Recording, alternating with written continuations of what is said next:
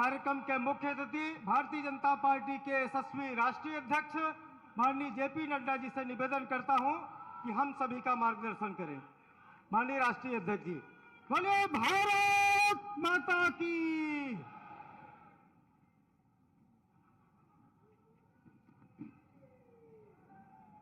बोलिए भारत माता की, भारत माता की, भारत माता की। मेरा यह सौभाग्य है कि मुझे आज काशी विश्वनाथ में बाबा विश्वनाथ के दर्शन करने के पश्चात यहां गाजीपुर में आने का सौभाग्य मिला और पवारी बाबा के आश्रम में जाने का, उस तपोभूमि पर जाने का भी सौभाग्य मिला और उसके बाद हमारे गाजीपुर के पूर्व सैनिकों के साथ वार्तालाप करने का भी मौका मिला और अभी इस जनसभा के माध्यम से गाजीपुर की प्रबुद्ध जनता के दर्शन करने का मौका मिला। मैं अपनी ओर से आप सबका अभिनंदन करता हूं और आप सबका अभिवादन करता हूं। ये बाबा अमरनाथ की मंदिर, हनुमान का मंदिर, पूज्य साधु संतों की ये तपोस्थली, ऐसी तपोस्थली को जहां मैं नमन करता हूं, वहीं भारत के परमवीर चक्र हमारे अब्दुल हमीद को भी याद करते हुए सभी स्वतंत्रता सेनानियों को भी मैं यहां याद करता हूं और महाराजा सुहेल देव जी को भी याद करते हुए अपनी बात को प्रारंभ करता हूं। मैं जब आज आ रहा था तो मैं देख रहा था कि गाजीपुर कितना बदल चुका है। मैं देख रहा था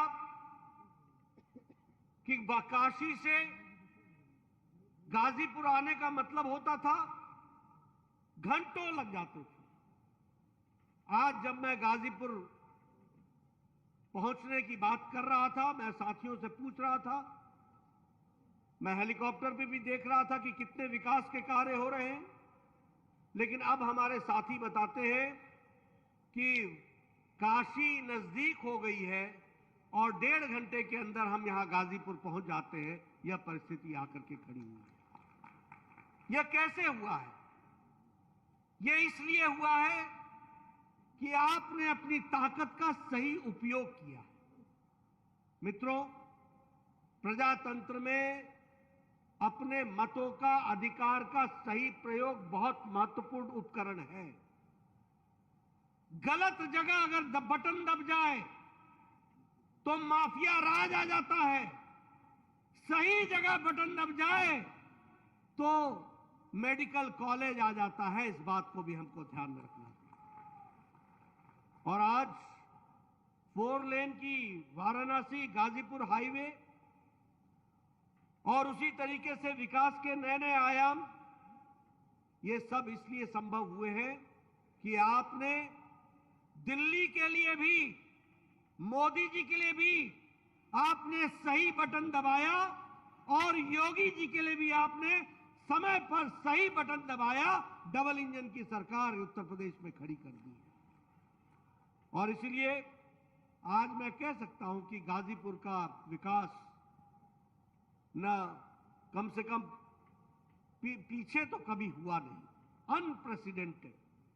और उसी तरीके से यहां माफिया राज को भी आपने नमस्कार किया, विकास को आगे बढ़ाया।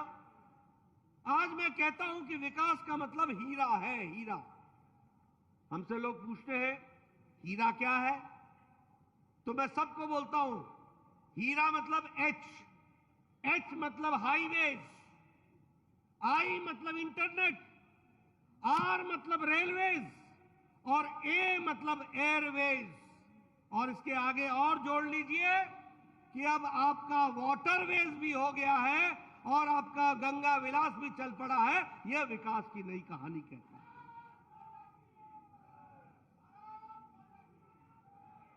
मित्रों, गाजीपुर के विकास के बारे में तो मैं चर्चा करूंगा ही करूंगा, लेकिन आपको जानकर के खुशी होगी कि जिस ब्रिटेन ने हमको 200 साल तक राज किया, जिस ब्रिटानिया ने हमको 200 साल हम पर राज किया, इस आर्थिक मंदी में जब दुनिया गुजर रही है, जब अमेरिका और चाइना की अर्थव्यवस्थाएं लड़खड़ाती दिखती हैं, तो भारत ब्रिटानिया को पछाड़ करके दुनिया में 5वीं नंबर की अर्थव्यवस्था बन रहा है। यह भी हमको ध्यान में रखना है। और आज ही इंटरनेशनल मॉनिटरी फंड ने, IMF ने यह घोषणा की है कि आंकड़े बताते हैं कि आने वाले समय में भारत 4थी नंबर की जल्द ही अर्थव्यवस्था बन जाएगा। यह भारत की बदलती तस्वीर है। आप लोगों के हाथ में मोबाइल होगा।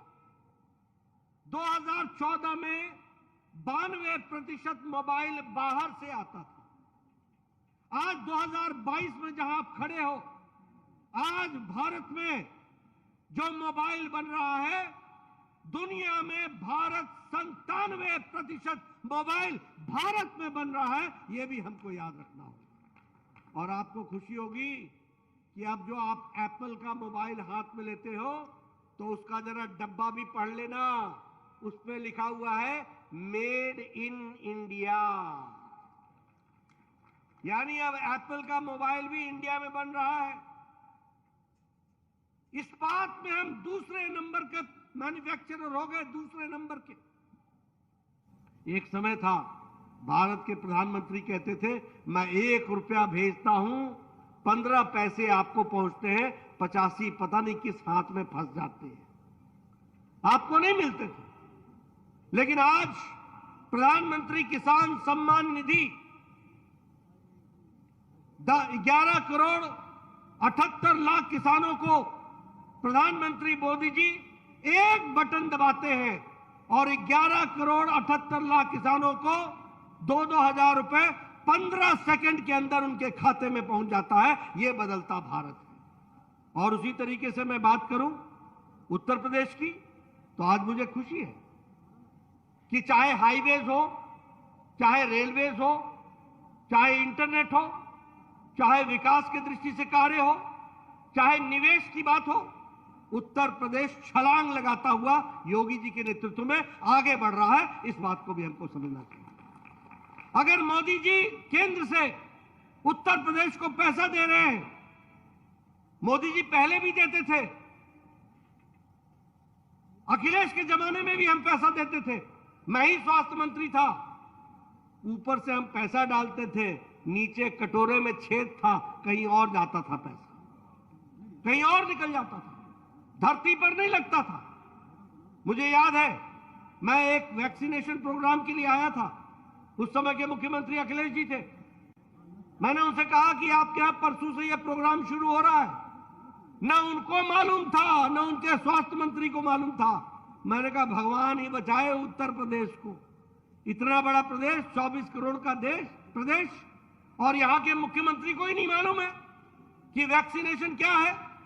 और जब मैं आ जाता हूं तो मुझे आने से पहले योगी जी का फोन आता है कि आपकी दवाइयां पहुंच गई हैं, हमने व्यवस्था कर दी है, बच्चों को लग जाएगी और टीकाकरण हो जाएगा। इस तरीके की व्यवस्था होती है। इसलिए मित्रों, मैं आपका ज्यादा समय नहीं लूंगा, लेकिन मैं आपसे निवेदन करना चाहता हूं कि सही और गलत का अंतर हमारी जनता को समझाना होगा।